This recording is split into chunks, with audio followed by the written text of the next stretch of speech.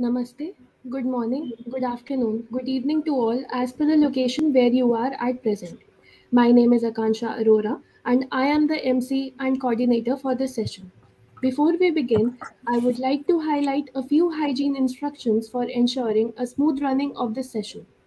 All attendees except the session speakers will be kept on mute throughout the session. If the attendees have any questions for the speakers, they can type them in the question and answer tab and indicate the name of the speaker to whom you want to address the question. If any of the questions from the audience are left unanswered due to lack of time, we will send the same to the speakers via email and respond back to you. Speakers are requested to kindly deliver their presentations within the allotted time duration.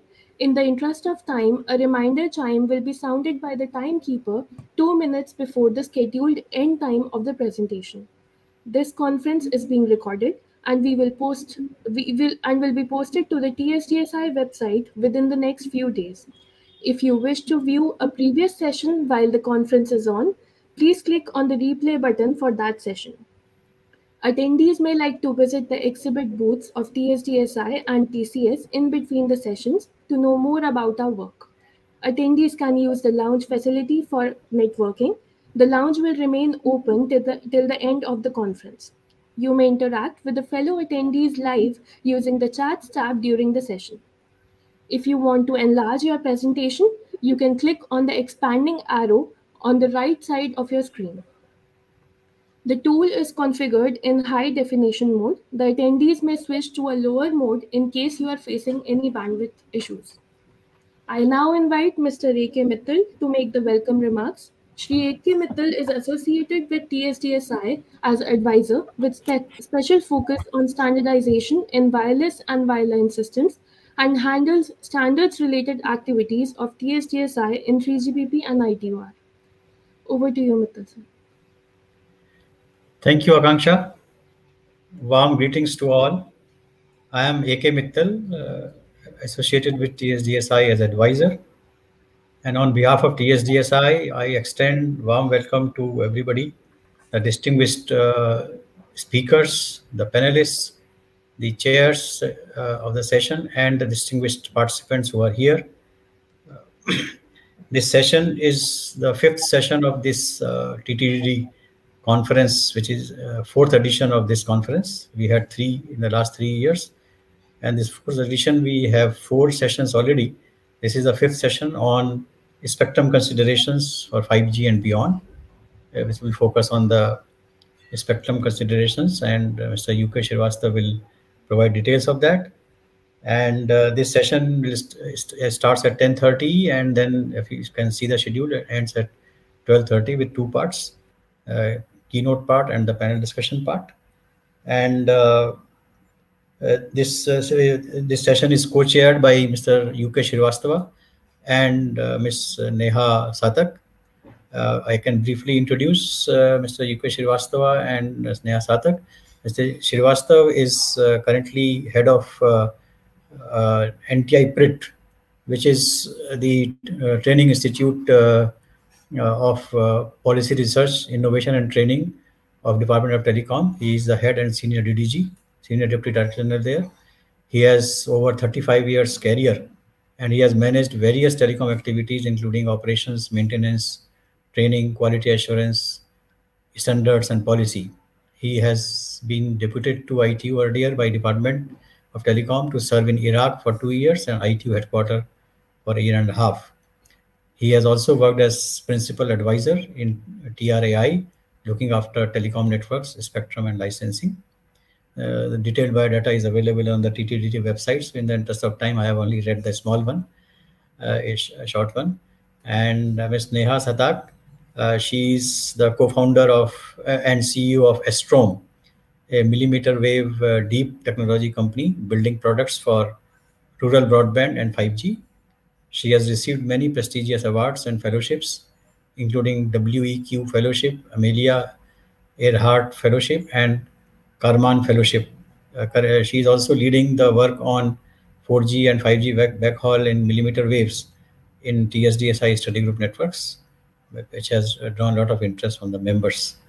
So now I hand over to Mr. UK Srivastava to carry forward the session with the introduction to the session.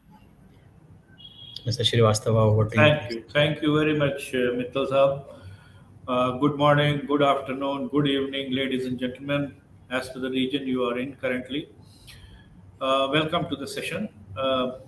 At the outset, I appreciate TSDSI's effort to organize this event on such a relevant topic, and also thank them for involving me in this event.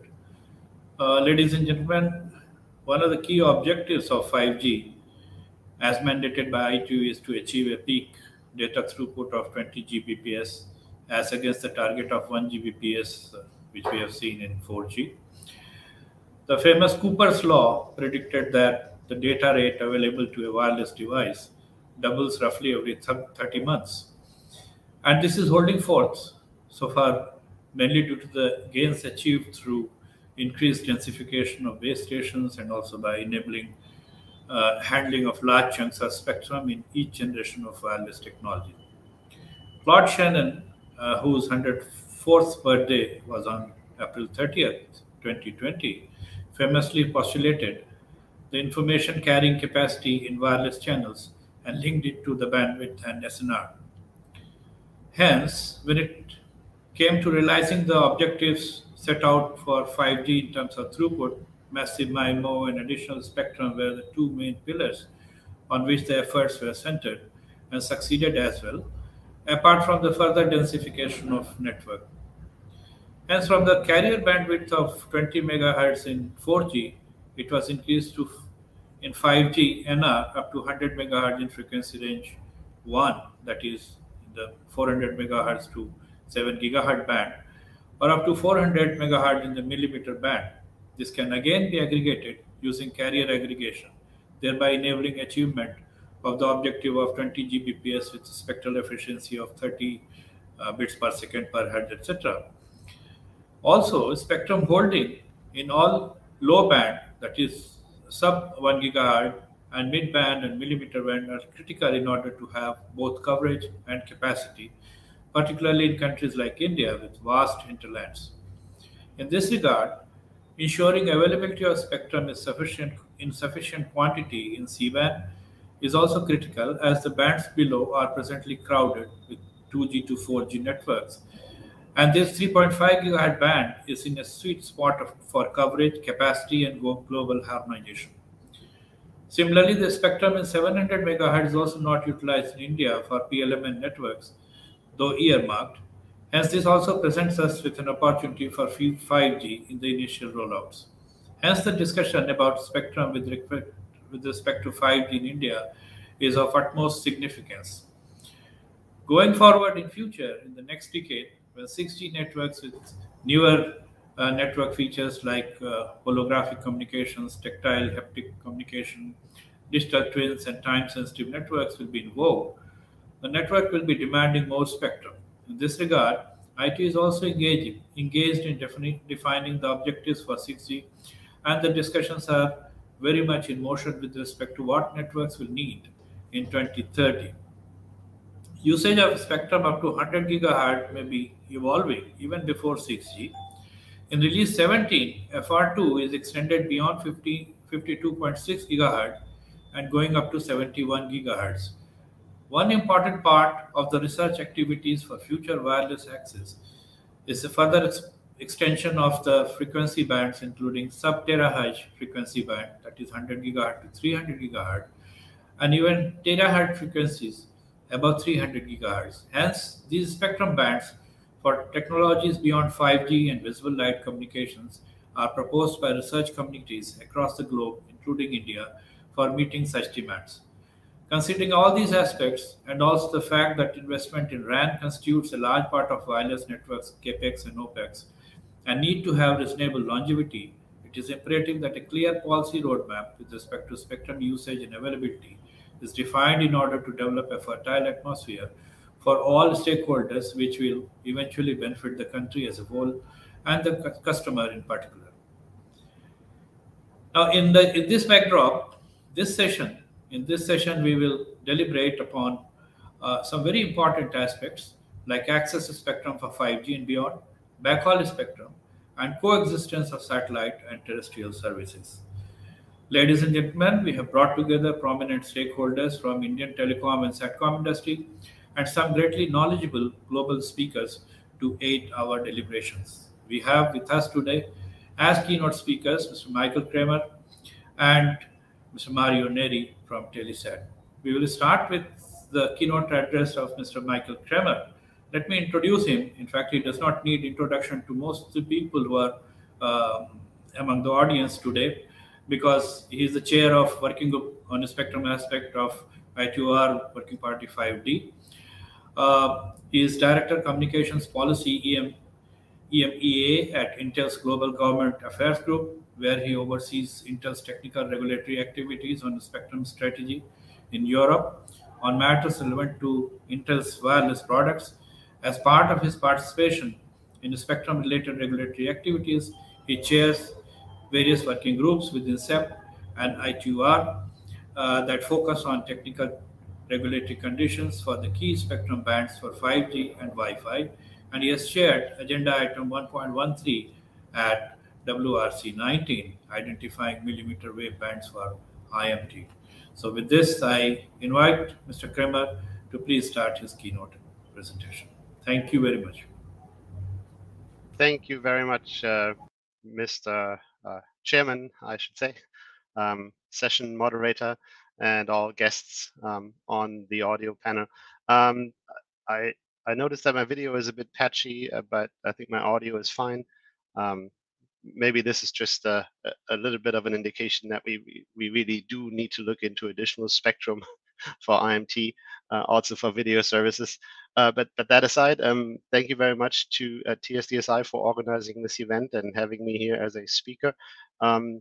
I am pleased to say a few words about the WRC 23 preparatory work that is going on right now on this important issue of additional IMT spectrum, and then also a few words about the outlook towards what's happening beyond that towards 2030. So if we could go to the next slide. This is, well, first of all, the scope of the activity. And the starting point for this, I would say, is that we have, of course, as we just heard by the introduction, had a pretty successful WRC 19 about 2 years ago in Egypt, where we have identified substantial amounts of millimeter wave spectrum, actually between 24 gigahertz and around 70 gigahertz for IMT, for the millimeter wave use case and deployment scenarios. And based on that, there was then a need identified to further study also some mid-band range spectrum in addition to what has been identified earlier by previous conferences. So we now have agenda item 1.2 for this upcoming WRC that will look at, or is currently looking at some specific frequency bands based on the detailed work instructions in the resolution that I'm listing here. It's focusing on 3 ranges, basically. 3.5 gigahertz range, roughly the 6 gigahertz range, and then the 10 gigahertz range. A very sensitive topic at the WRC in negotiating this agenda item and phrasing it was the regional scope, the geographical scope of the agenda item, and that's, as we will see going forward, will be a very important framework for all the discussions on this topic. Is that we have for the 3.3 to 3.4 gigahertz band, we are looking at existing footnote regulations and amending those in the region 1, and possibly some new IMT footnote in region 2. And then for the 3.6 to 3.8 gigahertz band, we are looking at region 2, possibly identifying this for IMT. Similarly, for the 6 gigahertz range, we have the top 100 megahertz that is studied globally for IMT, and then the lower part of that, 6425 to 7025 megahertz, is only considered for IMT in region 1 due to this compromise that was reached in phrasing the agenda item. The 10 gigahertz range is only studied for region 2, The other regions did not want to look at that as an option. And so this is the somewhat diverse geographical footprint of the studies. As part of the negotiations and discussions, there was also the proposal to study the 3.6 to 3.8 gigahertz band in region 1, but that was turned into a separate agenda item and is not specifically looking at IMT, but is more looking at the question whether the secondary mobile allocation in this band in region 1 could be upgraded to primary. So that's a separate activity, somewhat related, but it's clearly not the same. That is, in short, the scope of the agenda item. And if we could go to the next slide to briefly describe where we are with the studies. We'll also see this on one of the following slides. The timeline of the entire work is basically that we are now in just entering the second phase of the studies.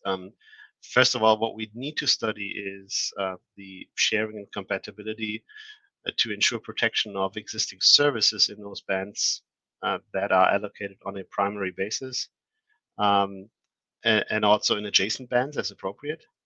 And one important element in the resolution is also that in studying this, we should ensure that no additional constraints are put on the existing services. It's not just protecting them, it's also about not putting further constraints on them.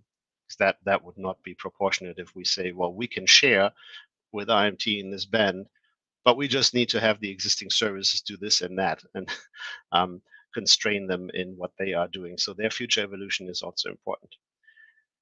Now, the first phase of the preparatory work for the conference has concluded in June last year, and we have defined all the technical and deployment parameters for the IMT networks and all the modeling and how we would set up the modeling and the sharing studies. Likewise, for the parameters of the incumbent services, of the fixed links, the FSS, all the other applications and services in those bands, we have had the expert groups in the ITU prepare these parameters for us so that we can now actually do the studies. Likewise, we have now guidance on propagation models and other things that we need for the sharing studies. That was completed in June, and we have now just recently, about 2 weeks ago, in Working Party 5D, have now entered into the next phase of the preparations, which is to start the actual substantial sharing study work. And so this was the first time that we really started to put these studies together.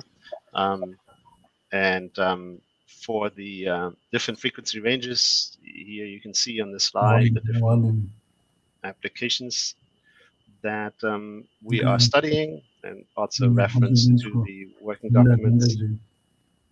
Looks like we have a bit of an audio open microphone from someone. Okay, so the current studies, reference, the hyperlinks here show you where we are. It's the very, well, first version of the working documents for most of them, just putting together the initial studies. We have, depending on the frequency band, seen quite a few studies for, depending on the interest of the band. For example, the 6 gigahertz band, we received 8 different studies, quite substantial studies, and have started to review and discuss them. We clearly have no conclusions regarding coexistence at this stage, as it was the first time that we've started to look at studies. All these studies will be further reviewed, discussed, and then possibly also refined by the authors based on the feedback received. So this will be an iterative process, updating these studies throughout the next year. We will also likely see more studies, further studies come in on other scenarios.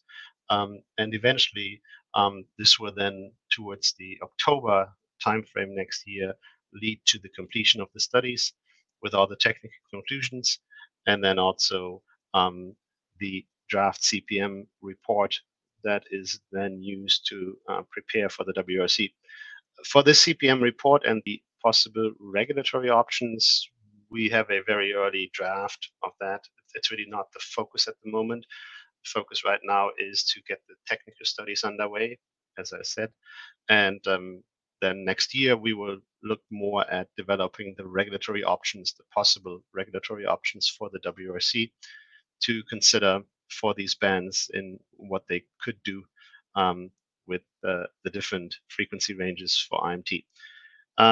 That's the current status of where we are. Now, on the next slide, we'll see the timeline. As I said, the first milestone that we achieved was the parameters were completed from 5D for IMT, but also from the contributing groups on the incumbent service systems. That was done in the middle of the year. It actually should be 07/21. It was in, oh no, it was in June. June is correct. Anyway, we have now started the substantial sharing study work, and you can see where we are today with that little red arrow. Next year is essentially our study year, and we will have 3 regular meetings of Working Party 5D in February, June, and then the final one for the studies in October. We will also have an additional focused meeting just on WRC preparations, not a full 5D, just a focused spectrum meeting in April that you see there in the middle of the slide. And these are the main milestones for next year to progress and then finalize the studies in preparation for this agenda item. We will then move into the second session of the CPM, the conference preparatory meeting, where it all gets packaged together for all the agenda items and discussed again for another 2 weeks to really make it perfect. And that is then the basis for the WRC decisions and for all administrations to prepare their proposals for the conference. That second session is still sitting somewhere in between Q1, Q2, 23. It's still subject to refinements. It could be late in March. It could be as late as May, depending on when and where we can host that. That is the current timeline. That's basically the overview very briefly on agenda item 1.2 and additional spectrum for IMT that we're working towards the conference in 2023. Now on the next slide, we'll see that there's also some activity going beyond that and what is happening beyond 2023 and the conference. So if we could go to the next slide. There's some work that has started in 5D to also look at the 2030 and beyond timeline. And some people might say this is sort of 5D starting to look at 6G, even though we're not really using the 5G, 6G generational terms in the ITU. But clearly this is like the next big technology leap. And we have started considerations on the technical side, but also on the spectrum side for this. 2 main deliverables that are now work in progress in Working Party 5D to mention here. First of all, the future technology trends, which is usually when the ITU is working on the technological framework for a new generation. One of the important base documents to describe the different technology developments, the use cases, the characteristics. This is really one of the main foundational documents, as we've also seen that for IMT Advanced and IMT 2020. That work is now underway and planned for completion middle of next year. It is already a sizable working document, and there is more work needed over the next 2 meetings of Working Party 5D to get that complete as an important foundational document for the next generation. In addition to that, we have started to look at what possible spectrum ranges for these IMT 2030 and beyond type technologies we might need to consider. And one important element is the technical feasibility of, in particular, these high bands above 100 gigahertz that we also heard in the introduction to the session. We've seen similar work in the previous generation where we were looking at the feasibility of millimeter wave spectrum for IMT. That is now report 2376. And we are now starting to look into the feasibility of spectrum even higher than that, above 100 gigahertz, and all the technical issues around that. This is still a bit earlier in the working phase, and the planned completion is the June meeting of next year. Sorry, of 2023, 2 years from now. So 1 year after the Tech Trends report. Those are the two main documents that are currently the focus of 5D towards IMT 2030. And as I said, these will develop further over the next few meetings of 5D. Final slide, you will see a timeline. If we could move to that slide. And that's the current options under discussion. It's pretty detailed, and I will not go into the details, but the main message is we do have two different options for the timeline and a few other ideas. Those are not the only options, but maybe the main ones summarizing the current thinking. The common theme being that both of them, or all of them, really end at 2030 as the year by which the new recommendations with the radio interface specifications for IMT 2030 would be completed. There are some slight variations in the process of how to get there and the different steps, and there will be some further discussion on the exact timeline and these steps at the next meeting of 5D. So we will probably see some refinements and some adjustments in those building blocks, but the main overall timeline is clearly that we have started this work and are targeting completion in the year 2030 to have gone through the entire process as we have done for IMT 2020 just recently. That's the overview I have for the moment, and with that, I would turn it back to our session chair. Thank you very much.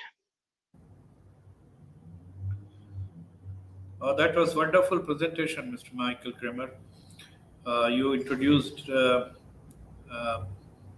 us to agenda item 1.2 of WRC 23 for additional bands for IMT, and also the future technology trends report, which is being generated by 5D, and the report for frequencies above 100 gigahertz. So it's all futuristic planning, but wonderful presentation. Thank you very much. May I now introduce Mr. Mario Neri. He has more than 13 years of experience in the satellite industry. Mr. Neri is responsible for securing the appropriate spectrum and orbital resources for the company's low Earth orbit satellite constellation. He takes a leading role in coordinating the access to these scarce resources with other users, including satellite operators and government agencies. I think it's a really very tough job to grab the spectrum from terrestrial use. So I welcome Mr. Neri to make his presentation. He had originally recorded his presentation, but now I think he's physically available. Physically available means online, so we'll request him to make his presentation. Welcome, Mr. Neri. Thank you, Chair, and good day, everyone. Thanks for giving me the opportunity to give a presentation to this interesting event. So first of all, I'm checking whether you can see my screen. Yes. Okay, thank you. So I want to take the opportunity to make my intervention in this panel, talking about non-geostationary satellite systems in the Ka band, and I chose to do so not only to highlight how these satellite systems may be part of a 5G or even 6G environment, but also because there are some studies in the ITU, notably in Working Party 4A, that are studying how some applications for these non-geostationary systems can share the spectrum in the Ka band with terrestrial systems, both fixed and mobile. So this presentation is exactly to give you a brief overview of where we are.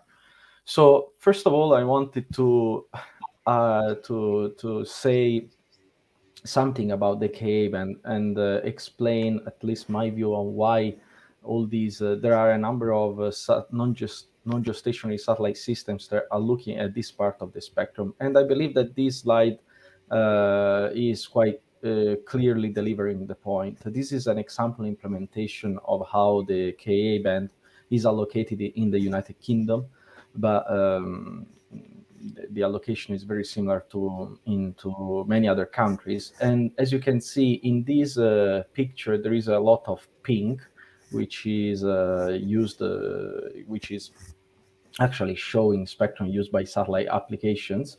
And you can see that in the downlink, both the downlink and the uplink, there are 2.5 gigahertz that are available for satellite applications. Of course, also there are other colors, notably this blue that appears in the slide that denotes that some of the spectrum that is used by satellite applications is also used by terrestrial applications. So there are a number of ways to share the spectrum. Other ways are being studied in the ITU, but all of this to say that there is a lot of spectrum available there that it can be exploited already by satellite applications, and this is why the Ka-band is very interesting. Another question that I would like to answer is why all of a sudden there is such an interest in non-geostationary satellite systems. I work for Telesat, but you may know that there are many other companies that now are embarking in these non-geostationary satellite systems projects, and some of them use the Ka-band that we are discussing today. Others, they use the Ku band. But in any case, why all of a sudden there is this interest in non-geostationary satellites? And the answer is the picture on the right, because non-geostationary satellite systems have the particular quality or the particular advantage to be in the position of covering that connectivity white space that is highlighted in the picture.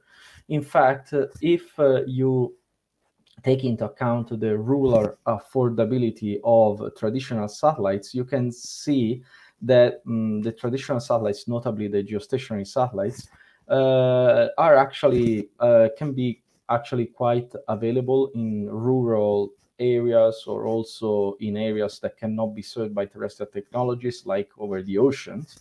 But the quality of the links that they are offering can be quite poor in terms of speed and latency when compared to the quality that can be offered by terrestrial backhauling solutions like fiber or microwave.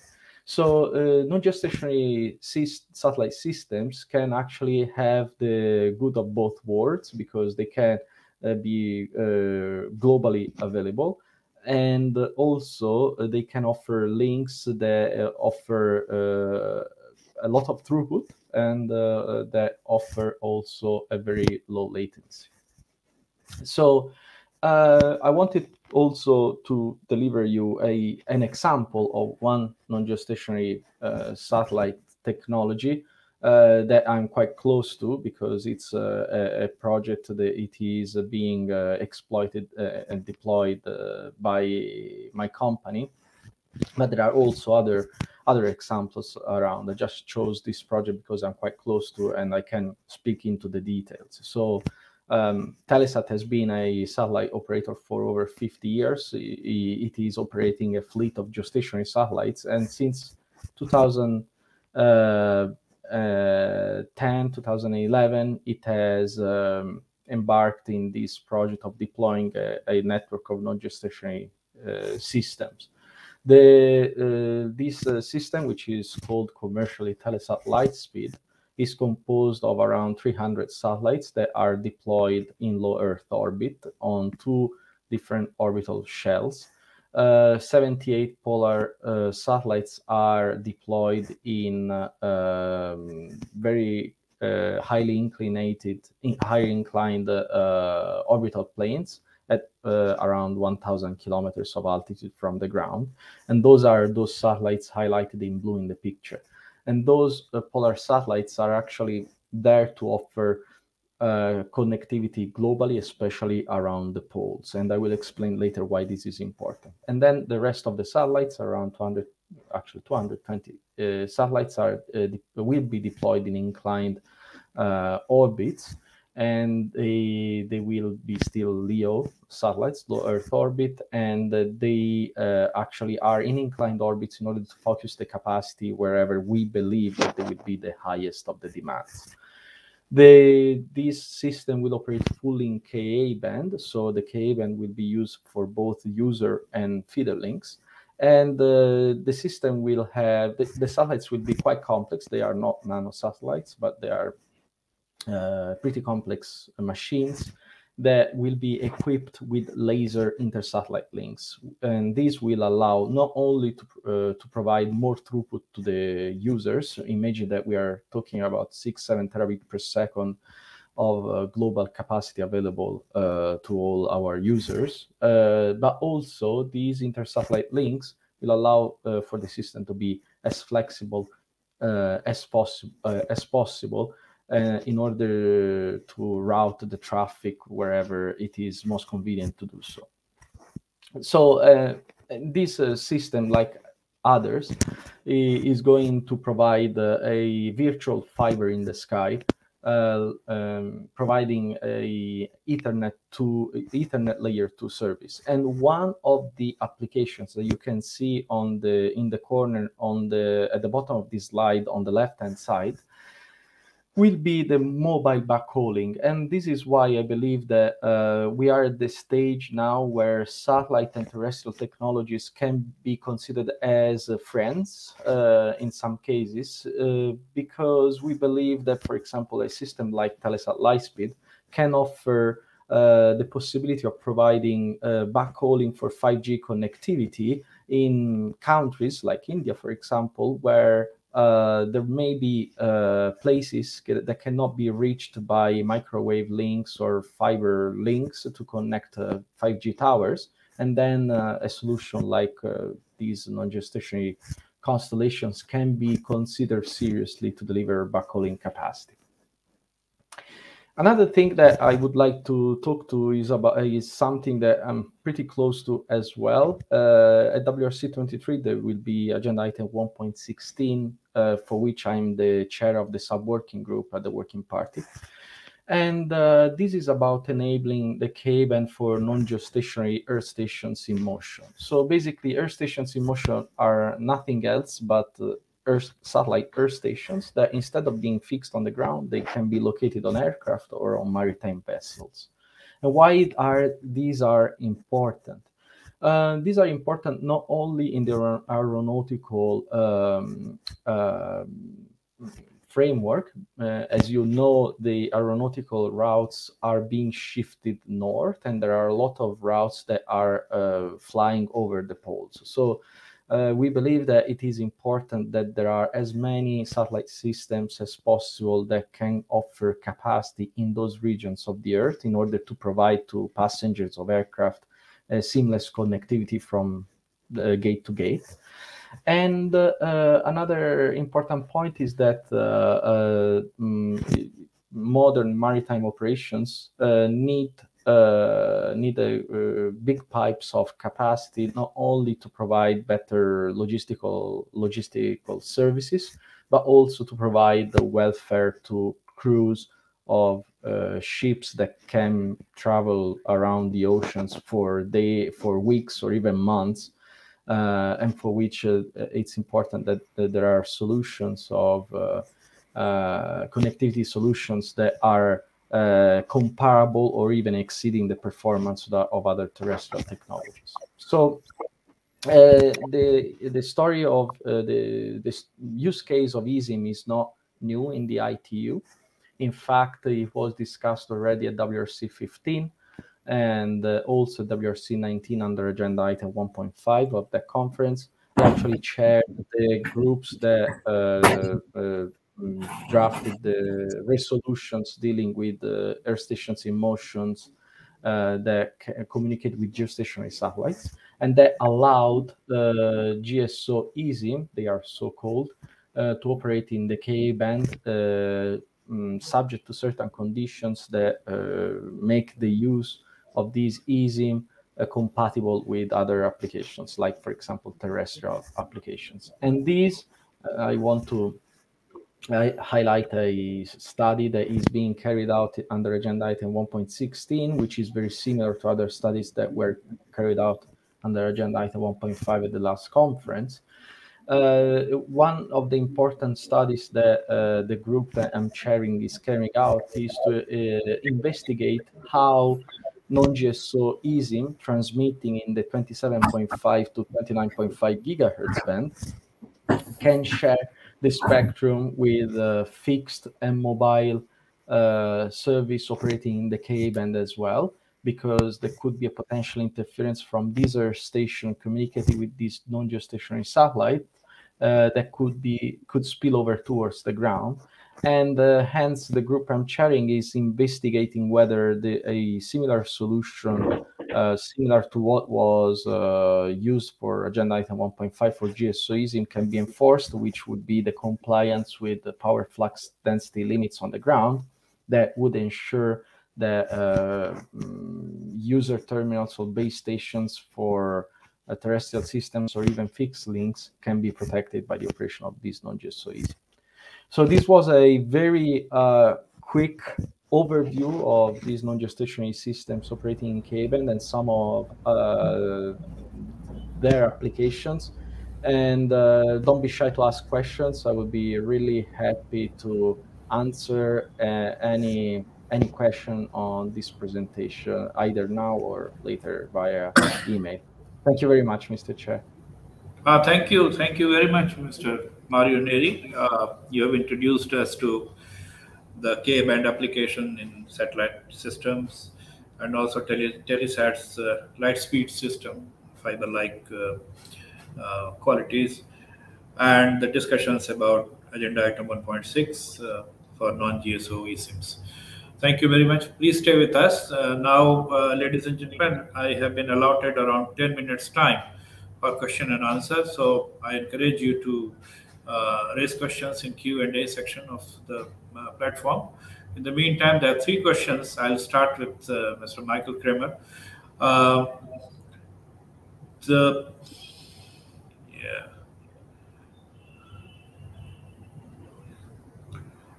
First one is from Mr. B. Sunil Kumar of Department of Telecommunications. His question is, current practice is that each country decides the sunset of generation of technologies. Don't you think that the central advisory with respect to sunsetting of, say, 2G, 3G, etc. from WRC ITU will help for better utilization of spectrum globally? Let me read out the other question also, though not directly related. Kindly share your views on dynamic spectrum sharing in 5G. Is there any field trial on DSS implementation using cognitive radio? So these are 2 questions. Over to Mr. Michael Kramer. Yes, thank you, Mr. Chair, and thanks to the audience for the questions. Let me quickly go to both of them, and then we can maybe follow up later. The sunsetting of spectrum use of previous generations, that is certainly a topic that we have discussed in the past with regulators, and of course it would be helping with the efficient use of spectrum and bringing spectrum forward to newer technology generations if we could have that in a harmonized way across the world. Now, the problem that we've seen in those discussions, though, is that it very much depends on each country, and it varies from market to market. Starting with the different times when the spectrum is even made available. When you look at when countries made spectrum available for 2G or 3G, that really varies by a number of years when you look around the globe. And so the phase by which this technology might come to an end of its life per country is also varying. It also depends on many other aspects of the usage in the country. How much is the system used? how much, depending on the economic situation of the country, is it still needed for certain applications for a long time? So in theory, it's a great idea to enhance spectral efficiency by looking at that. In reality, what we've seen in the past was that it has a number of issues that we need to recognize as being diverse. And so it is not so easy to come forward with a global approach here, but it is certainly an important element to continue to look at.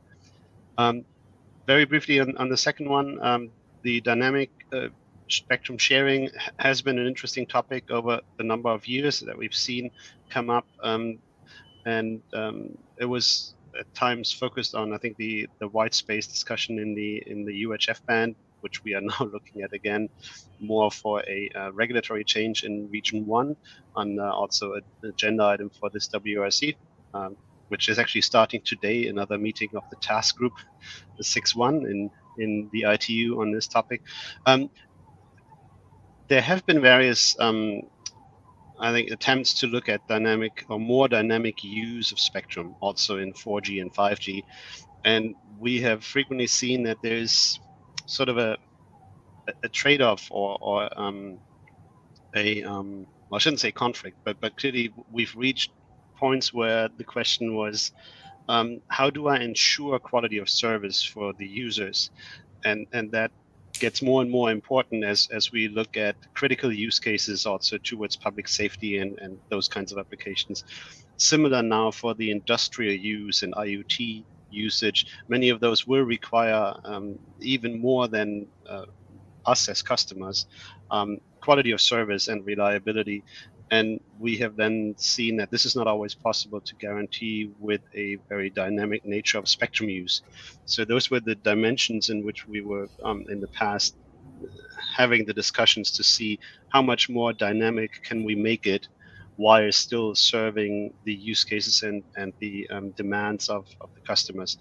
I think it is continuing as a discussion, and we might see more shared use opportunities actually going forward with 5G and in the higher bands in particular. We will see more shared use, but it is still at an early stage. Thank you. Thank you very much. In fact, this question on DSS was from Mr. Balaji, V. Balaji from Reliance Technology. There's one question for Mr. Mario. How much is the bandwidth and latency for non-GSO compared to traditional SATCOM? This is a question from Mr. Divakar Das. Thanks for the question. It's easier to answer the one on bandwidth rather than on latency, but I will try to do both. At least for the system that Telesat is putting together, is if by bandwidth. Excuse me. There is a supplementary question also on this. Also, are there any impacts on weather conditions, that is heavy cloud cover, etc., on GSO? Thank you. Sure. Okay, so let's start with the bandwidth. If we consider bandwidth as useful throughput, so what you measure in bit per second in bit per second, let's say, the bandwidth of the Telesat Lightspeed system can go from a few megabit per second to multiple gigabit per second to the same location. And these for each of the users that we plan to serve with our system. As I said, the system has around 6 to 7 terabit per second globally. And of course, the amount of bandwidth available to a user depends on the user terminal. So, for example, if you have a user terminal which is a large parabolic antenna, of course it will have a performance different from a flat panel antenna. But of course, we are trying to design our user terminals and how they're integrated in our system in order to provide the best possible service to our customers. With respect to the latency is a difficult subject, because the latency is not only the distance related to the distance and the speed of light. Of course, the slant range between a LEO satellite and the ground, and the same slant range between a geostationary satellite and the ground is much shorter, and hence the latency is considerably smaller. For example, if you just consider the amount of time that an electromagnetic wave can travel from through void, you can see that the latency to LEO is around 50 milliseconds, and the latency to GSO is around 270 milliseconds. So, of course, the latency is much smaller. But when you consider latency in these systems, you also need to consider the delay and the amount of time that a signal needs in order to be modulated, reframed, and demodulated again. So you need to also take into account the delay introduced by electronic and other RF components. But definitely the total latency for a non-geostationary system is much smaller than that compared to GSO networks. And of course, this opens up to a lot of applications that need actually a low latency, and that there are many of them. With respect to the weather, of course, if the Earth station is located on the ground and there are clouds and rain between the Earth station and the satellite, of course, these can have a considerable impact in the Ka band. But of course, considering that the components, the RF components, and the powers at stake in a non-geostationary Earth station and a geostationary Earth station are comparable, usually the manufacturers are using more or less the same components to do the Earth stations. Of course, since the slant range to a LEO is much shorter than the slant range to the GSO, you will see that by doing the link budget, you have more margin available in a LEO link rather than the GSO link when it is affected by rain. And this is why we take that into account. All systems that are being designed are taking these weather effects into account in their designs. And I hope I answered the questions. Thank you very much. I think, yeah, okay. So no more questions, and we've come to the end of this session. It's my bounden duty to thank both the keynote speakers for sparing their time. They have joined early in the morning, so it has been bothersome for them, but pleasure for us to listen to them, and they have shared their knowledge with us. So thank you very much for enlightening us all with your views, both the keynote speakers. Thank you very much. Now I hand over the stage to Ms. Neha Satak to start the second session of this event. Thank you. Thank you, Mr. Srivastav. Hello, everyone. Good morning and good evening. It depends on where you are. But we have a really great panel discussion for about 40 minutes, and then followed by a 15 minutes Q&A by the audience.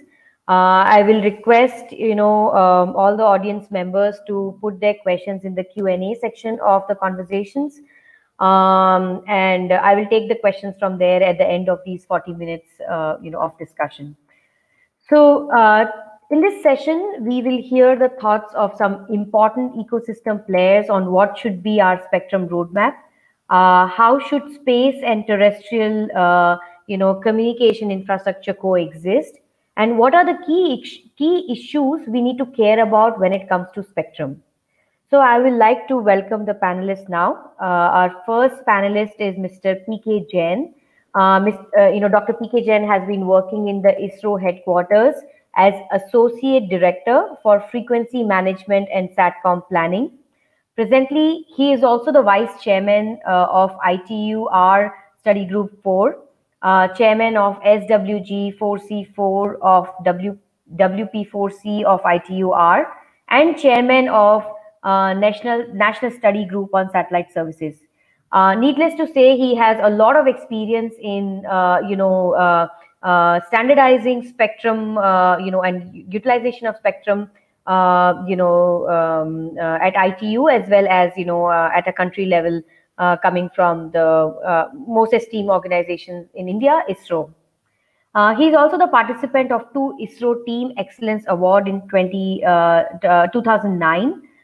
He's a IETE Biman Behari Sen Memorial Award winner, and also DV Nirmal and Mangal Sen Award winner. We welcome Dr. P.K. Jain, and our second panelist is Mr. Jitendra Singh from Qualcomm. Mr. Jitendra Singh has been working with Qualcomm since 2009. His responsibilities include interfacing with regulatory and policy-making agencies in the region on behalf of Qualcomm. Mr. Jitendra has more than 30 years of experience in the field of communications management. Prior to his appointment at Qualcomm, he served in the government. He has also been actively involved in the national working groups of the ITUR in India and has been a key contributor in all the standards related activities of the industry. Mr. Jitendra has been part of Indian delegation in almost all WP5D meetings of ITUR and AWF, AWG, and APT meetings since 2006. So welcome, Mr. Jitendra. Our third panelist is Mr. Savan Gupta from Airtel. Mr. Savan Gupta has been associated with telecom industry for 20 years and has wide experience in technical, product management, designing of solutions and services. In his last 12 years of association with Bharti Airtel, he has given strategic direction for the transformation of Airtel's wireless network by driving network strategy, spectrum strategy, network ecosystem, and abstracting new initiatives for the best-in-class network experience. So welcome, Mr. Gupta. And last but not the least, we have, the only female, panelist on our panel, Ms. Revati from the WPC Wings. She has represented as frequency expert from Asia Pacific region in the Frequency Working Party, FWP, of International Telecommunications Satellite Organization, headquartered at Washington, US. As in charge of regulation section, Ms. Revati deals with variety of national issues related to framing rules, regulations for facilitation of wireless usage by general public in India as part of spectrum management. So welcome, Ms. Revati. As is very evident from the bios that I just read, that we have a really great panel with speakers who actually have been in this industry for a long time. And so today they will share their views with us. So the way I want to conduct the session is that I'm going to ask questions to each of the panelists. To start with, I would like to pose to everyone a common question.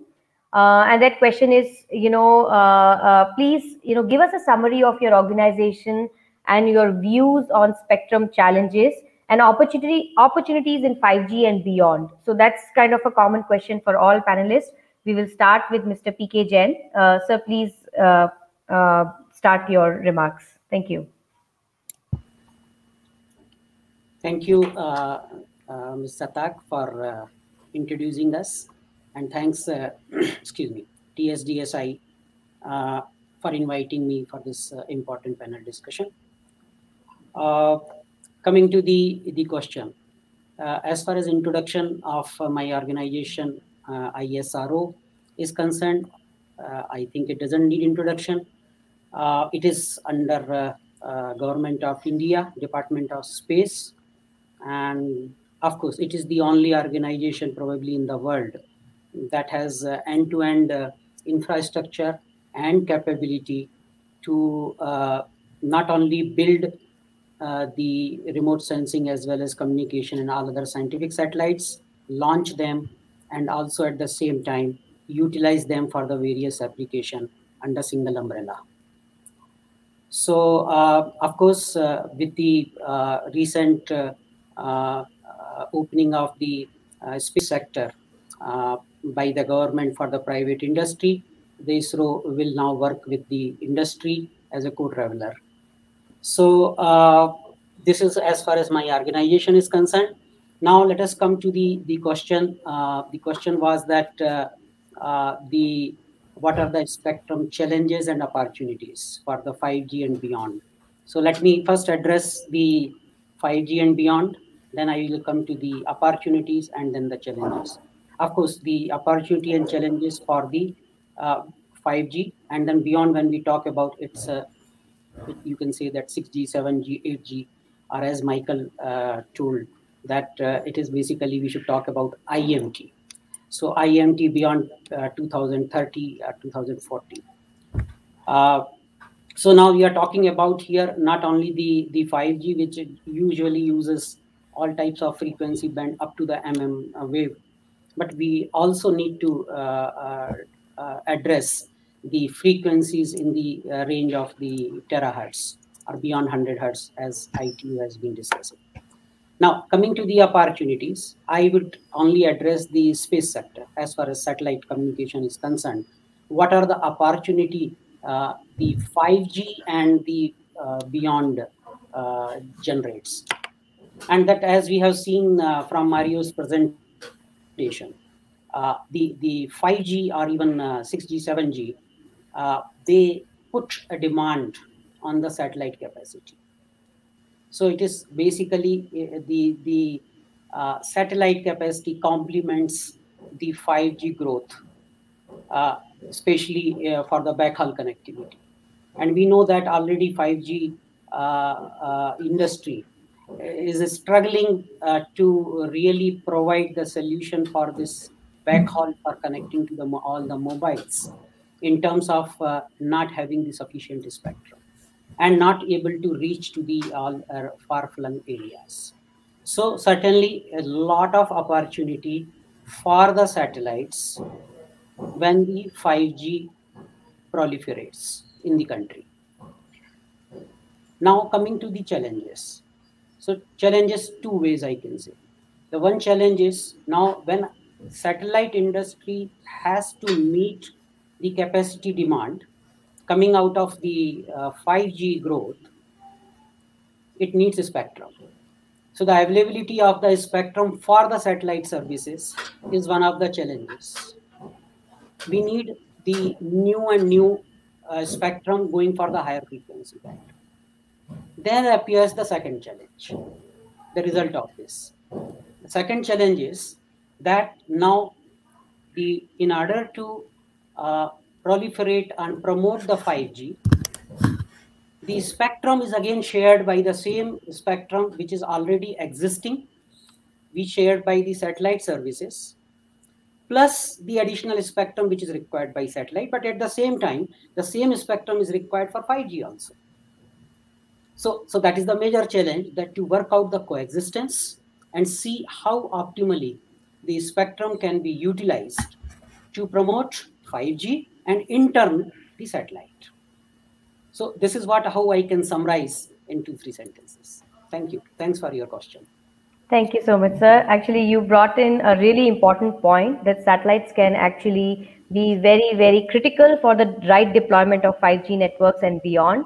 And at the same time, both of these networks need to coexist in terms of sharing of spectrum. So thank you for that remark, sir. Next, I would like to invite Mr. Jitendra Singh. Sir, please give us your remarks. Thank you, Ms. Sata and TS Desai for this opportunity. I hope you can hear me. Okay, thank you. Yes, we can hear you. Okay, so a brief about the organization for which I work. This is Qualcomm, and I believe people know about Qualcomm, but just a very brief about Qualcomm. This is the world's largest fabless semiconductor company, and which is inventing actually breakthrough technologies that transform how the world connects, computes, and communicates. It's headquartered in San Diego in US, and in India, it is in India since 1996, and it has got the maximum presence or the largest presence outside US in India.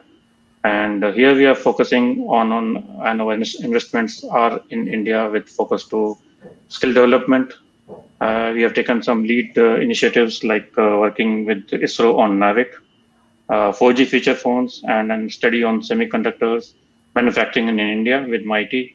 We also have a Qualcomm Design in India program for startups and academia, by means of which we are enabling vibrant startup ecosystem. We have about 77 startups incubated, and they have actually filed more than 200 patents, and they have already started with their product launch in India. So we are also supporting and empowering the ecosystem for launch of 5G in India. Other than Qualcomm, I also lead the effort of GSA in India. GSA is Global Mobile Supplier Association, and it is a not-for-profit industry organization which represents companies across the worldwide mobile ecosystem, which are engaged in supply of infrastructure, semiconductors, equipment, devices, applications like Apple, Ericsson, Huawei, Intel, Nokia, Qualcomm, Samsung, ZTE. So GSA actively promotes 3GPP technologies and focuses on global harmonization on various issues with respect to these spectrum-related activities, so as to support regulators and policymakers. So that is a brief about these two organizations which I work and support. Coming to the challenges, so I'll be focusing more on India-specific activity where I've been working on this spectrum part for so many years now. So communication industry is actually based on harmonized technology standards and harmonized spectrum, either regionally or globally. So this ensures system interoperability, it's meet regulatory requirements, it reduces market risk, which helps in creating new markets, and this lowers down the cost, bringing in the economies of scale. So some challenges which are in India with respect to spectrum, that spectrum has been assigned, if we go in history of spectrum assignment in India for commercial services, spectrum has been assigned in fragmented way. Initial assignments were in narrow blocks. There were multiple auctions which happened after 2010. So the licenses are not coterminous in terms of their expiries. Then we have 22 service areas, and each service area would have different operators having different licenses expiring at different time. Then we have merger and acquisition. So all these actually bring more complexity in managing the spectrum. Then there, while auctioning the spectrum, what we have seen is that the spectrum bands are not being treated equally. For example, 2300 megahertz band, which when it was auctioned, probably it did not have any device ecosystem. So it was treated differently as compared to 700 megahertz band when it was auctioned with the excellent device ecosystem, but it could not be bought because of the kind of pricing which was done for this particular band. So then other issue which Dr. P.K. Jain also brought out, that there are various government agencies which are also holding commercial frequency bands. So we need to coexist there. And how do we coexist? How do we work together if they are using different technology and not the same IMT technology in these commercial bands? Then there are adjacent band assignments to defense, Isro, which also needs to be managed because these are real challenges actually. It looks simple in saying so, but these are actually challenges to manage. And because of this, we actually come to a situation where a large amount of spectrum remains unused in India. So this actually requires foresight and planning and flexibility, and the country-first approach should be always there to ensure that we actually make full use of this spectrum. I will take two examples here, and both are not related with space. So one is 600 megahertz band. This has been recently recommended by DOT referred by DOT to TRA for giving a band plan. So one existing band plan which is there in US is N71. We can directly adopt it. But in India, if we want to make this band more effective and more useful, then we can actually rethink about this band plan. So N71 is a 35 plus 35, that is 35 megahertz downlink and 35 uplink reverse duplex. So if we want to improve this particular low frequency band, then we can add 5 megahertz on the both side and actually make it 40 and 40. This is already being discussed in AWG meetings, and it is already part of some discussions in 3GPP. So in India, we can actually make 40 megahertz out of this 35 megahertz. So that can help in lower frequencies. Similarly, if I speak to another band, because another important activity of 5G will be private networks, 5G private networks. we don't have sufficient spectrum as it is for TSPs in India in mid-band range. So I suggest that there is a band called 4800 megahertz band, and in that band we have at least 50 megahertz lying vacant, and we can actually utilize that band. So if we look on to these opportunities, we can actually support entire industry on this. Thank you for this part, and then we come back to you. Thank you. Thank you so much, Mr. Jitendra. Mr. Savan? Thanks, Neha, for introducing me, and TSSI for inviting me to this event. Bharti Airtel Limited is a leading global telecommunications company with over 450 million customers across 18 countries in Asia and Africa. Airtel ranks amongst the top 3 mobile service providers globally in terms of subscribers. In India, Airtel's product offering includes 2G, 4G wireless services, mobile commerce, fixed line services, high-speed home broadband, DTH, and enterprise services. Regarding views on spectrum challenges and opportunities, the key challenge that we see is the availability of clean and interference-free spectrum. There has to be a clear view of spectrum usage for 5G to avoid interference in future. Stringent measures and policies to handle the interference in low and mid-band spectrum, which mainly occurs due to unauthorized use of repeaters, non-calibrated components, and open connectors in the local cable network, which leads to PIM and interference issues in the cellular network.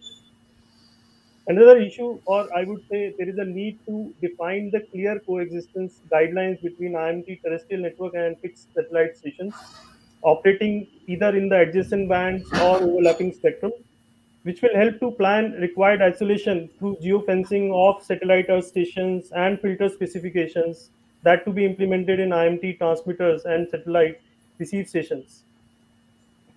Another challenge that we see is the availability of a contiguous and harmonized spectrum. Jitendra also, pointed this in his remarks. So wideband technologies such as 4G and 5G needs a contiguous spectrum to reduce the operational complexities and to offer an improved user experience. So some of the circles, we have sub-gigahertz spectrum, but we are not able to use it, effectively because of non-contiguous allocations and harmonization challenges. Right. Then what we have seen that we need a foolproof solution to address the interference in the TDD network, which is mainly originated due to tropospheric ducting. So TDD spectrum in 4G is carrying about 60 to 70% of overall data traffic. Therefore, the cleanness of TDD spectrum is very important. We really need industry to unite and come up with a foolproof solution which can address this interference in TDD network. Then 5G needs more spectrum availability in mid-band. Jitendra also pointed that, 4.9 gigahertz or 6 gigahertz, which is key for quick deployments to support higher capacity coverage for new vertical applications. Planning spectrum for future IMT should be done as early as possible and critical for rapid uptake and affordable 5G in India. Thanks, Neha.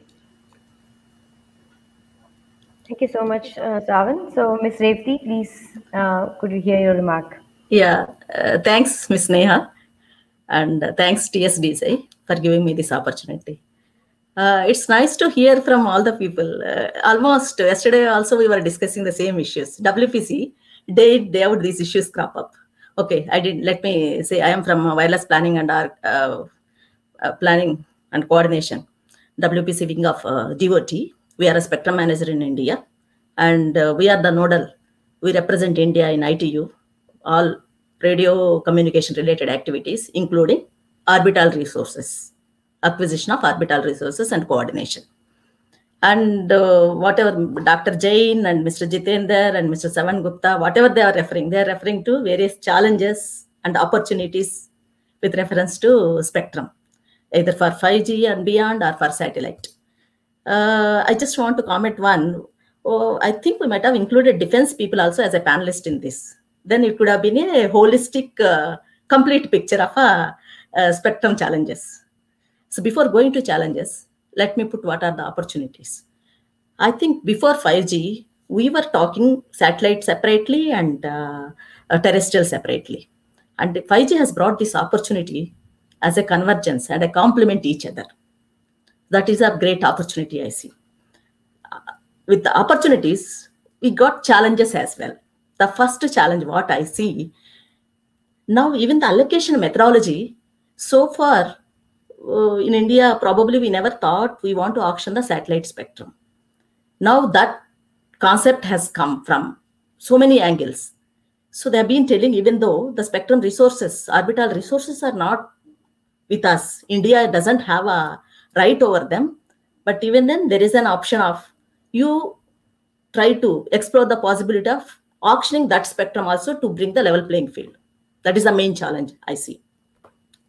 Then other challenges, every band you take, and people were talking more about that mid-band. Yes, mid-band, there is a recommendation already available, but there is a challenge from defense side.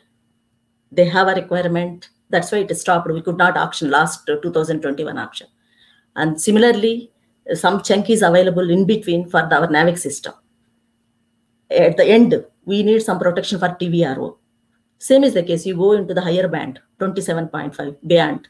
Though we refer to try, still we have so many issues. And probably we'll come up with some solution, technical solutions, with how we can coexistence. So with this, I think, as and when the question comes, I'll be able to answer. Thank you. Thank you, ma'am. I think all of the panelists have pointed out real problems that needs to be solved. And I hope we can shed some light on those, in the following questions. So, Mr. PK Jain, I also wanted to ask you, what are the frequency bands that ISRO utilizes today? And are there any overlaps with terrestrial network? If yes, how does ISRO today addresses the coexistence of space and ground communication networks? Thank you, Neha, for this question. Very relevant question and pertinent question. Coming to the what are the frequency band which we use, I think it is entire gamut of electromagnetic spectrum. Probably that one sentence answer should be adequate, right from the UHF, VHF band to the MM wave. As far as satellite communication is concerned, communication satellite, then we go to even the higher frequency bands beyond 100 hertz, 100 gigahertz and all for Earth observation satellites and for certain passive sensors. So we use the entire spectrum. So this is point one. The point two is whether these bands overlaps with the terrestrial. Yes, almost entire band overlaps with the terrestrial, because that is what is the basic the government of India policy also. We need to utilize the precious spectrum optimally. So the overlapping is there. Sometimes the overlapping is directly in band overlapping. Sometimes it is with respect to the adjacent band. The immediate adjacent band is operating either satellite or terrestrial. So now the next question what you pose is a very good question, that how do we handle this, the coexistence? We have very streamlined process in India, and thanks to the DOT and WBC. The coexistence studies are carried out always as and when any new services or new spectrum comes up are being envisaged in the country. And there is a structure for those coexistence studies. We have the National Studies Group. There are different committees are constituted. As far as Department of Space is concerned, ISRO is concerned, we do our own studies also. And then afterwards, we discuss with the DOT.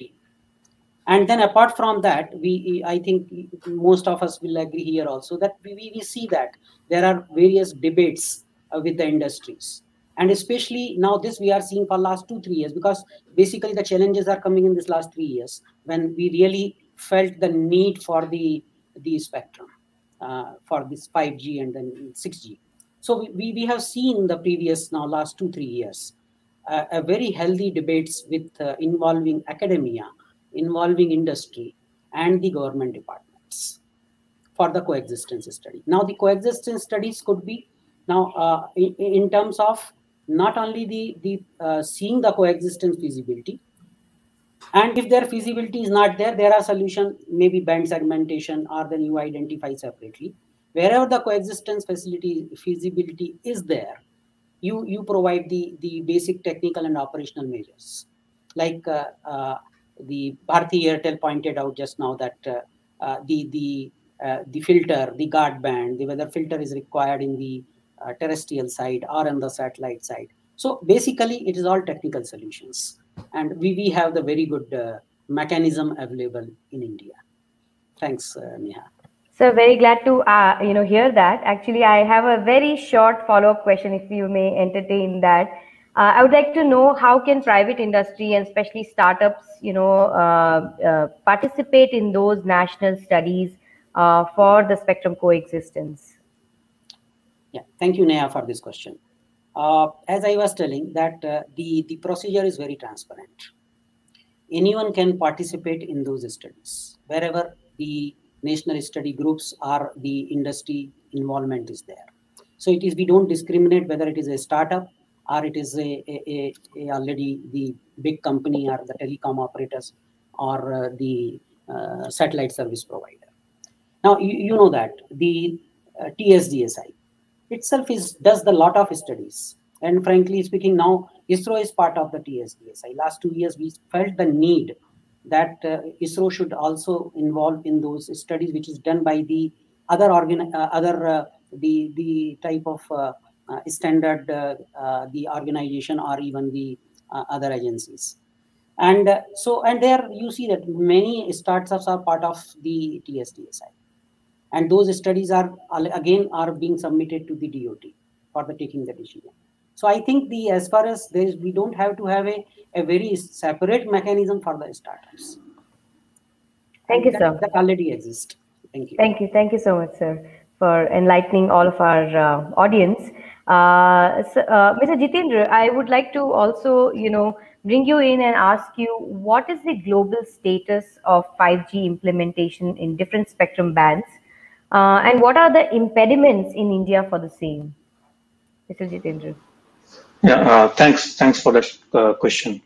So as a GSA lead, I have some understanding of how the 5G networks are getting deployed globally and what is the ecosystem available for that. So if I talk of 5G network deployments, there are more than 460 operators in 139 countries that have either launched or carrying out trials or are deploying 5G right now. And there are 134 operators in 23 countries who hold licenses for deploying 5G networks, especially in 24.25 to 48.2 gigahertz band, that is millimeter wave band.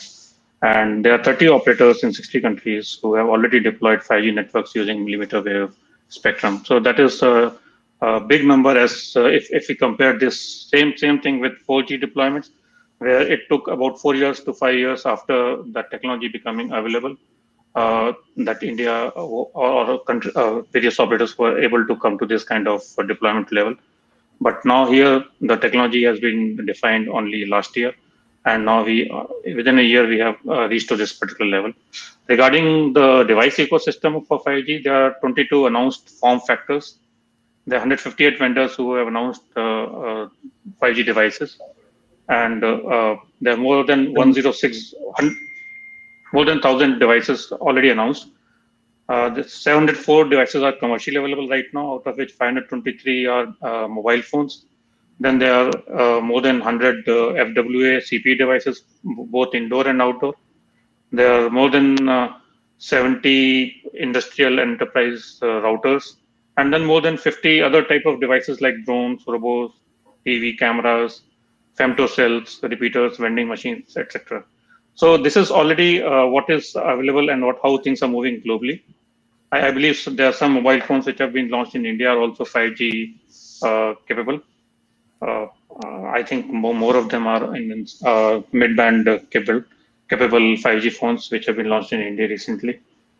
Talking of impediments, so I will take two frequency bands which are the prime bands right now for India, and it has Revati Madam actually spoke about at least one of this, and this is C-band. C-band we have 3300 to 3670 megahertz right now, which is being discussed for 5G in India. And in this, we believe that there are some issues, as Madam said, in the lower portion of this band where there are some defense requirements. Then we have 25 megahertz of NAVIC system, which is required to be protected because this is important for India, especially after having some earlier experiences on the GPS. So this is an important system for India. So this also requires protection. So it means that when operators plan their 5G network deployment in this particular bands, in C band, and that is band plan if you take N78, then they have limited or again fragmented spectrum, and that is what Savan also was of the view that fragmented spectrum is not going to help, because if you get into carrier aggregation, then you get into more device complexities and network complexities, and the price of the network goes up. So this is one issue. And coming to the other frequency band, which is one of the key bands for us in India, is millimeter wave band of 26 gigahertz band. In this band also we have two space services which need kind of protection. One is EESS, that is Earth Exploration Satellite Services Passive, which is in out of band, and they are in 23.6 to 24 gigahertz band. So we need to protect that service in India, and not only in India, globally also. So there is need to ensure that the kind of deployment which takes place ensures in this band ensures protection to this particular service. And then there are some other satellite Earth stations in India. I think 5 locations, and one of those important locations is Delhi cantonment itself. So if we have those, and then there's a protection requirement for that of about, say, more than 2.5 kilometers, then that means that particular spectrum is almost not available in a key city like Delhi. So not the entire Delhi, but most part of the Delhi, it is not available. So these are the some issues which operators need to deal with when they get into actually getting the spectrum for deployment. Thanks, so, Mr. Thank you. Thank you, Mr. Jitendra. I think you have laid out the foundation for Mr. Savan to come in and, as an operator, give his view, on what is the spectrum plan that Airtel is looking to implement for 5G, and also which which spectrum particularly you plan to utilize for access. Mr. Savan. Thanks, Neha, for this question. I think very relevant question. So 5G deployment is required in multiple bands for an effective balance, between capacity and coverage. Like 3.5 gigahertz band and 26 to 28 gigahertz millimeter bands, they are the most common bands deployed globally for the 5G network. 3.5 gigahertz is the primary NR band, while millimeter wave is the high capacity band for 5G. 600 and 700 megahertz bands are the most common bands for deep indoor or rural coverage. As per GSA, there are about 176 commercial networks in 72 countries, of 5G, out of which 70% of the networks have harnessed the power of mid bands, specifically 3.5 gigahertz, leading to the fact that mid band provides a balance of capacity and coverage. Deployment in mid bands are cost efficient and can be rapidly deployed. So 80 to 100 megahertz contiguous spectrum, per operator shall be initially suitable for 5G deployment. Then 5G spectrum in low band shall be aligned with the globally harmonized frequency plans. As Jitendra also pointed that we should adopt, N78, N71 band for 600 megahertz so that it can be, deployed. And low band spectrum is a pivotal layer for widespread coverage.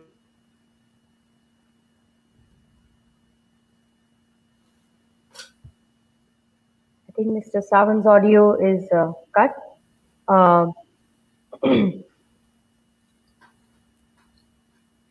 So while we wait for Mr. Savan to come back, I would also like to, ask Ms. Revati, I guess this is switching topics a bit, but if I may, I would like to ask Ms. Revati to also discuss about the SATCOM policy, the draft for the SATCOM policy that is circulating, has been circulated by the government of India. It is certainly encouraging for India to have more access to spectrum at ITU, or rather file for more spectrum at ITU, especially when it comes to NGSO and GSO slots. What are some of the steps we can take, both from private companies as well as from the government, to protect our interest as a country in GEO, MEO, and LEO orbits? Ms. Neha, it is very relevant question right now, because so far we have been we made filings. Mostly our ISRO used to send the filings to WPC and we used to give the filings. Majority of our filings are for communication, GSO satellites. And other Earth observation, those satellites, okay, we do NGSO, they're not communication satellites. When we are talking here, they are communication satellite, LEO, MEO and all. Now it's a great opportunity for you people, all the startups and new companies, start filing, because people are grabbing those orbital resources and we should not be left behind. Now it's a great opportunity. So I earnestly request everyone, interested people, start filing, and not paper filings, obviously. Plan for bringing your own satellites. Because I recall somewhere 2-3 years back, I met Astrom people. Probably I must have met you in WPC once, one of the meetings. You had a plan to put E-band, V-band payloads and checking and all. This is a great opportunity for all startups or for anybody. So for LEO MEO, because now the day is for LEO MEO. We have to focus and we should put a lot of filings and we should try to get some orbital resources for India.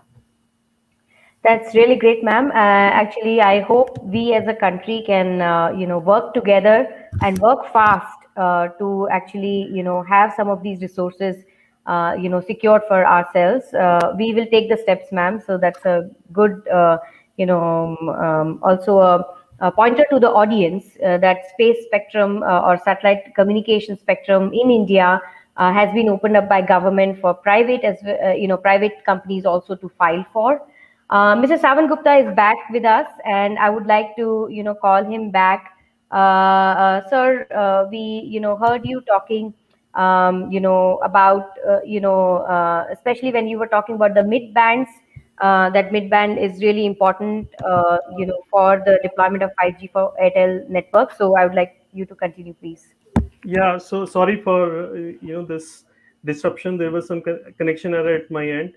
So I was referring to that 5G spectrum in low band shall be aligned with the globally harmonized frequency plans, as Jatinder also pointed out that we should adopt, let's say, N71 band plan for 600 megahertz so that it can be seamlessly deployed, right? So sub-gigahertz band is pivotal for widespread coverage across urban, suburban, rural, and deep indoor for IoT connectivity. But historically, high pricing in these bands has been a key reason for no activity during auctions, right? 5G deployment in high frequency bands, that is millimeter wave, can serve as a super data layer that can be used for hotspot deployment and can offer super fast, mobile broadband connectivity, or for fixed wireless access with a minimum of 400 to 800 megahertz carrier bandwidth per operator. Existing 4G bands can also be enabled to deliver 5G services in future, depending upon uptake of 5G services and 4G offloading. Thanks. Got it, sir. Thank you so much.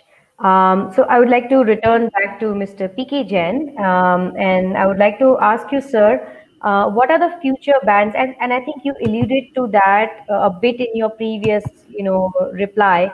But I would like to also hear concretely what are the future bands ISRO is looking to develop technology in, especially for the next generation of satellite communication, that may be GSO and also NGSO.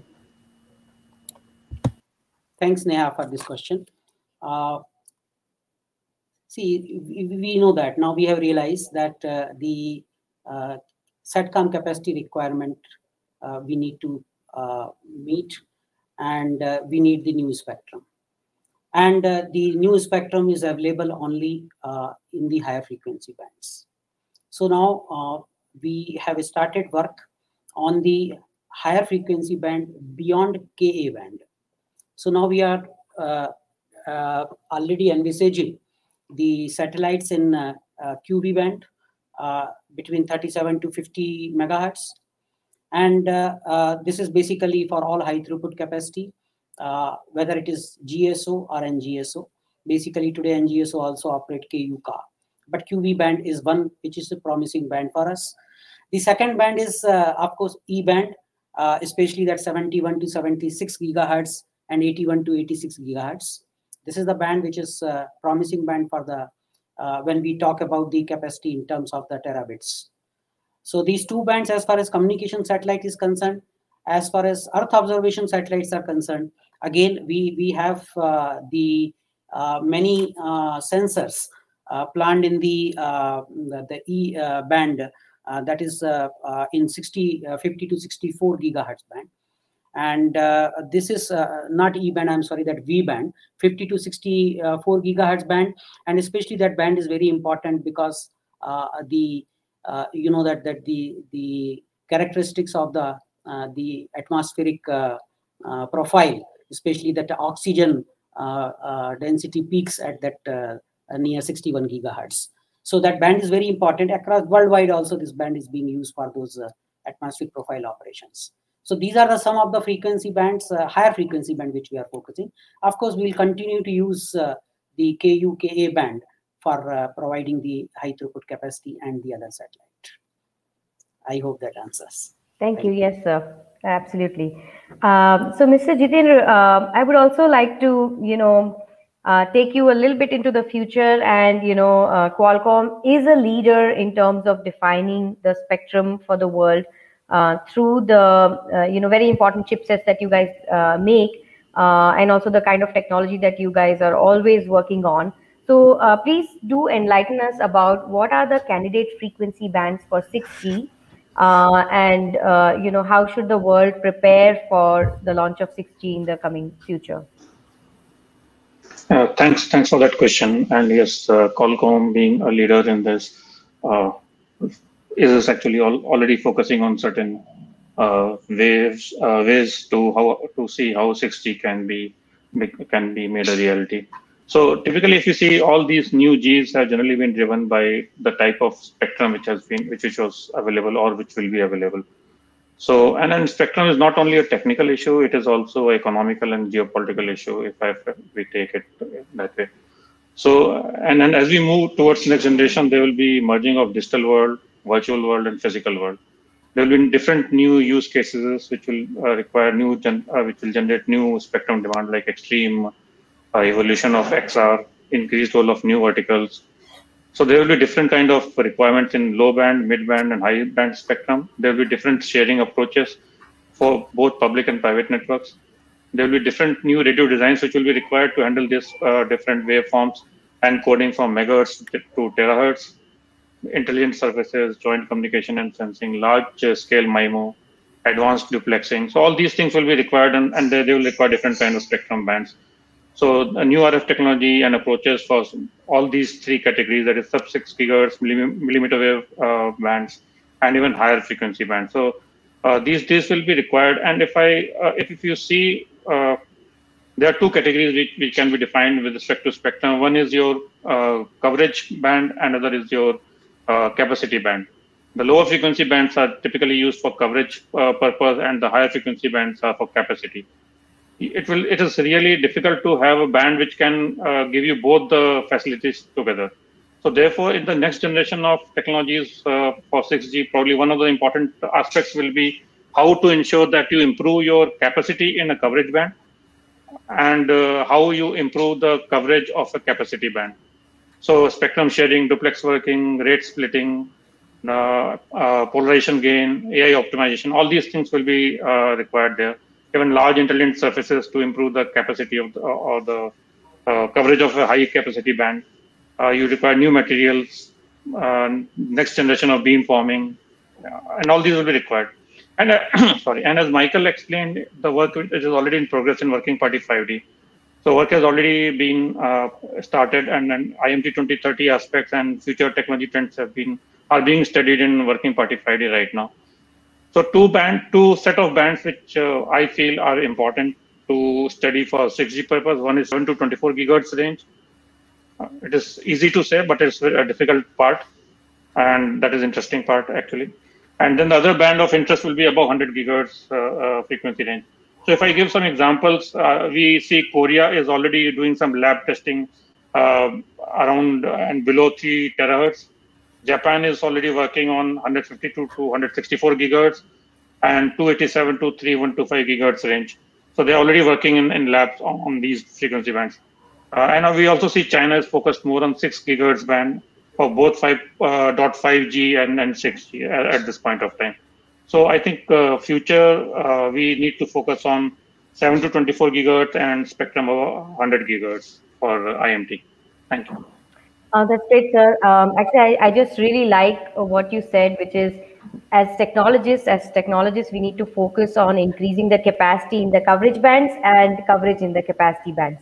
I think that's a really great message. And I think above 100 gigahertz is something that, everybody needs to also focus on, especially for building more capacity when it comes to 6G. So thank you for, enlightening us on that, very pinpointed question and pinpointed answer. Thank you. So, Mr. Savan, I think, we spoke about the access spectrum, and you gave us a very good overview of, what is required for the rural, what is required for urban, and what is required also, from a perspective of, having both of these implemented in the 5G network. But I would also like to ask you something related to the backhaul, because I think backhaul is very important for implementation of any network. The access cannot work well if the backhaul is not solid. And so from that point of view, what do you think the role of wireless backhaul spectrum, will play for Airtel's upcoming 5G network deployment, and even, beyond 5G network? And what are the bands that Airtel wants to be opened up sooner than later in the country for facilitating faster deployment of 5G networks in the country? Thanks, Neha, for that question. So, mobile backhaul infrastructure is crucial to meet the increasing demand for data connectivity, as well as for achieving the capacity, reliability, and performance expectations of 5G. While fiber backhaul is ideal for high capacity backhaul, wireless terrestrial backhaul still plays a vital role, as fiber is not accessible or affordable at all the sites. Lower deployment cost and faster time to market are among the key factors that will sustain investments in wireless backhaul solution. However, wireless backhaul comes with its own dependencies, specifically the availability of the right radio spectrum at the right conditions like quantity, frequency band to enable the efficient deployment of wireless backhaul infrastructure. Traditionally, the microwave band ranging from 7 gigahertz to 20 gigahertz has been used for wireless backhaul in India, but these traditional microwave bands will continue to play an important role as they can support longer distance backhaul links. However, they have relatively narrower channel sizes, so would not be sufficient to support 5G. The natural evolution is towards higher bands, with wider bandwidth and the capacity to support higher data throughputs in the 5G era. The 71 to 86 gigahertz spectrum band, commonly referred to as the E band, or 60 gigahertz, 57 to 64 gigahertz, referred as V band, are gaining momentum. Driving by its ultra high capacity, E band and V band microwave spectrum deployment is essential to meet this high capacity demands, of 5G mobile network. So E and V band spectrum shall be bundled, along with 5G access spectrum, and its availability shall be aligned with the excess spectrum allocations. So to prepare, for future backhaul requirements for more backhaul capacity, it will be necessary to consider the possibility of additional spectrum in the W band or D bands to complement with E and V bands, right? And another new, technology which is emerging to enable the integrated access backhaul, which provides support for wireless backhaul and relay links, enabling flexible and densification of 5G. Yeah, thanks, Neha. Got it, Mr. Savan. I think you did give a very clear message about what kind of wireless backhaul spectrum we will need as a country. Thank you for that. And I would also like to ask Ms. Revati to continue her discussion about I think, ma'am, in the last question you did allude to how private industry can actually play a role when it comes to spectrum, getting more spectrum for the country. But how do you see actually the private, satellite industry evolving, and especially the SATCOM industry evolving in the next few years? And what steps your department is looking to implement, to enable more private players in the SATCOM industry?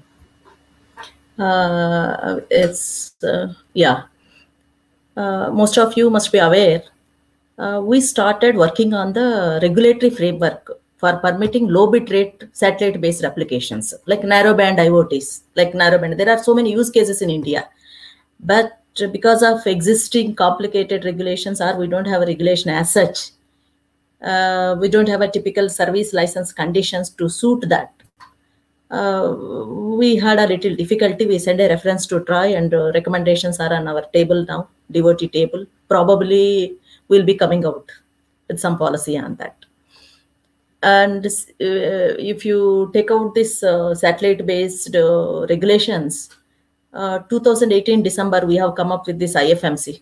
In the morning panel, keynote speaker was also referring to eSIMs, that Earth Station in Motion. We call them as an India in-flight and maritime connectivity rules.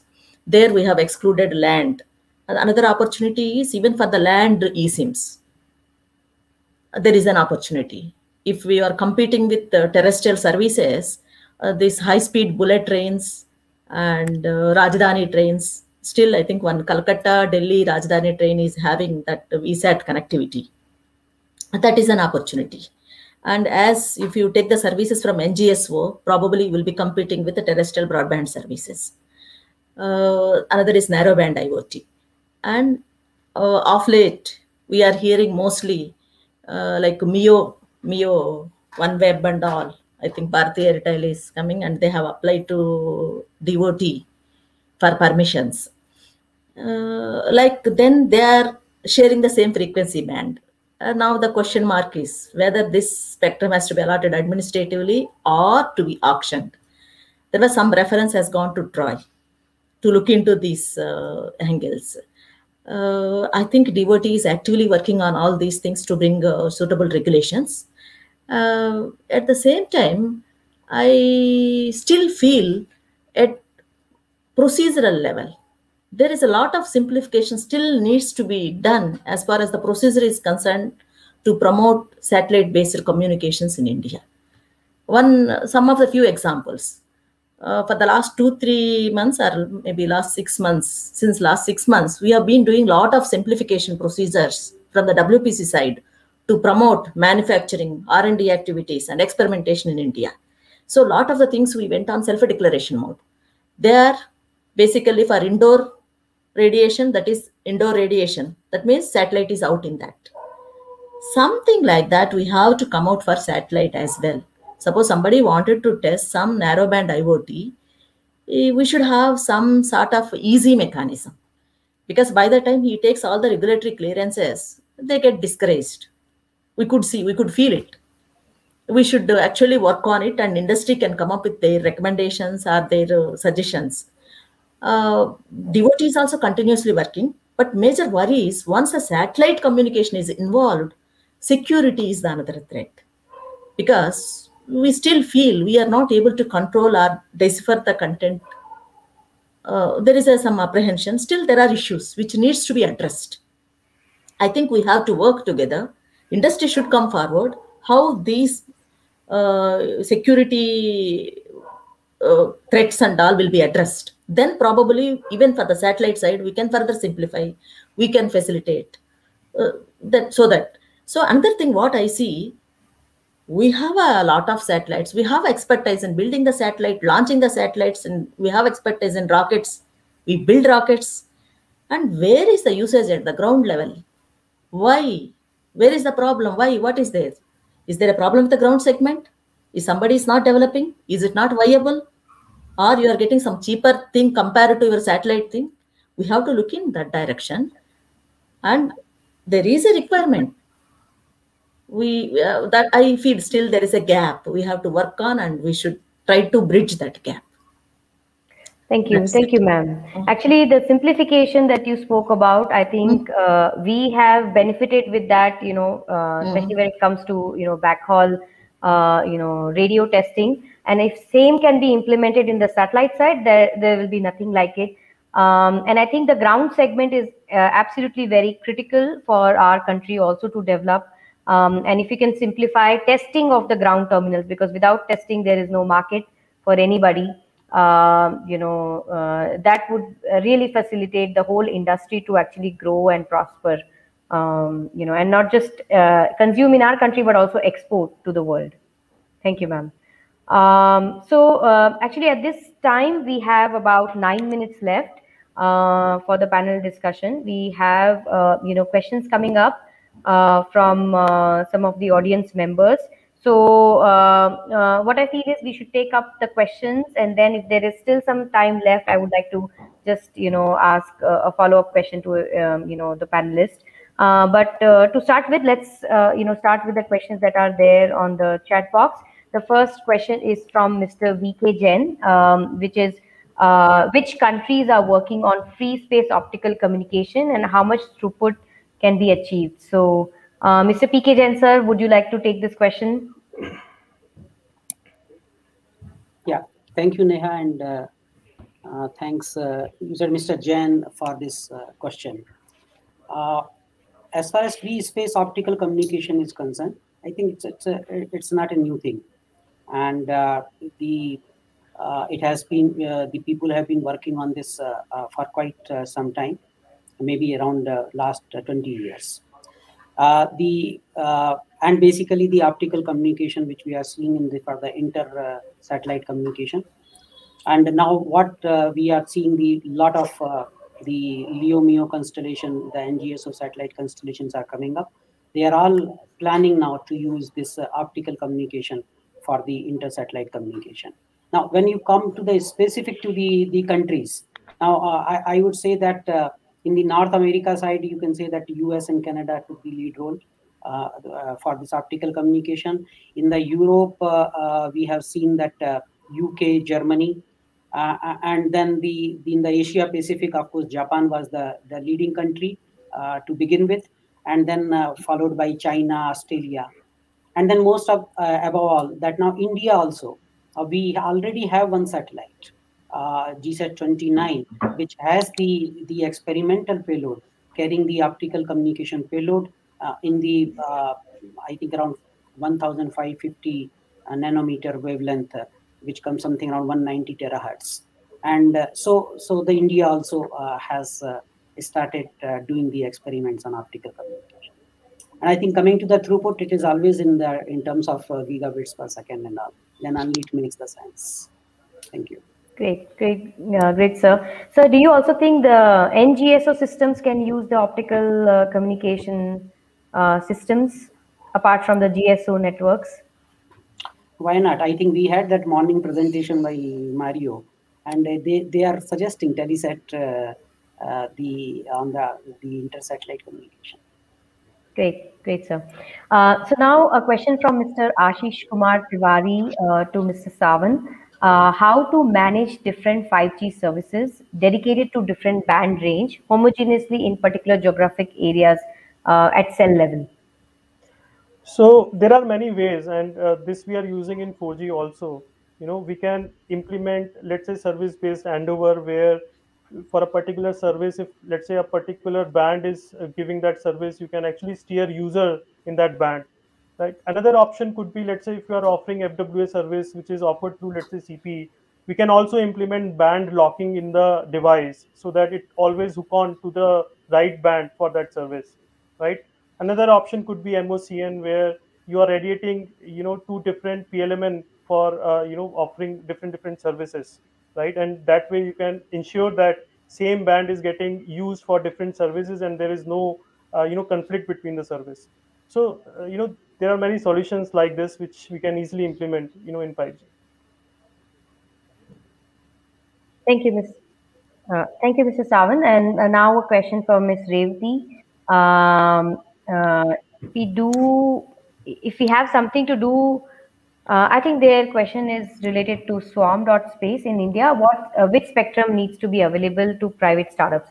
I would request Mr. Sujay Gupta to elaborate a little bit more on his question. If you can please, sir, post your question again with some more clarification, that will be great. But I think they may be asking for the different spectrums, ma'am, that private industry should basically be looking at when it comes to swarm of satellites enabling IoT connectivity. Yeah, I think it will be, believe it is S-band. S-band is very difficult. S-band,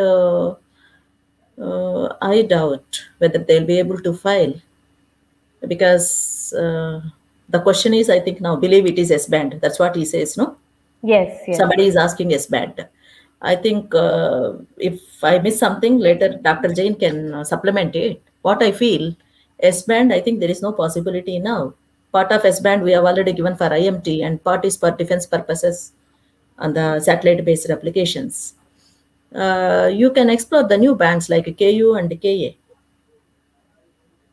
the higher bands. Definitely not in the S-band. S-band probably it is not possible.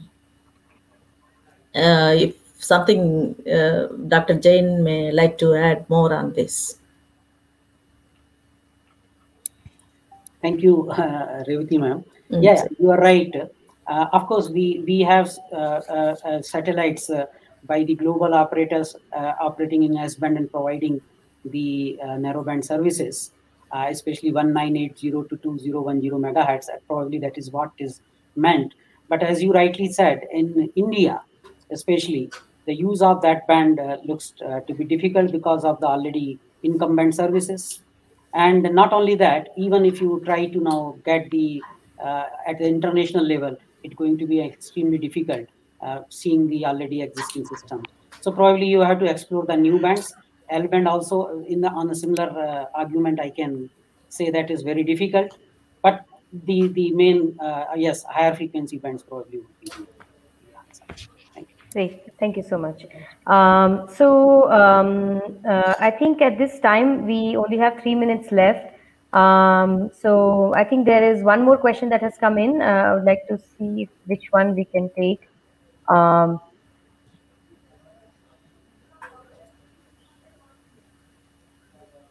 Okay, so I think this question may be for Mr. Savan. The question is related to integrated access and backhaul. So if cells use the same frequency for backhaul, then will the range to connect be too short? Yeah, I think good observation. And this technology should be used for densification of 5G, right? So definitely the ranges will be short, but for densification of 5G network, this will be very, very helpful. You cannot deploy, microwave at street pole sites where getting the LOS is itself a big challenge, right? So IAB will definitely help to connect the street microsites. Got it. Thank you. Thank you, sir. So at this time, I would like to invite Mr. Yukesh Srivastava to give his, closing remarks. And I would like to also thank all the panelists for a great discussion. I think we brought out a lot of important points. And also we set the stage for the future, for both in satellite communication domain as well as in telecom domain. What are some of the things that, all companies as well as government should be looking forward to? Yukesh Srivastava, sir, the mic is yours. Yeah, thank you very much, Ms. Neha Satak, co-chair of this event. Ladies and gentlemen, this has been a very engaging session on availability of spectrum for 5G and beyond.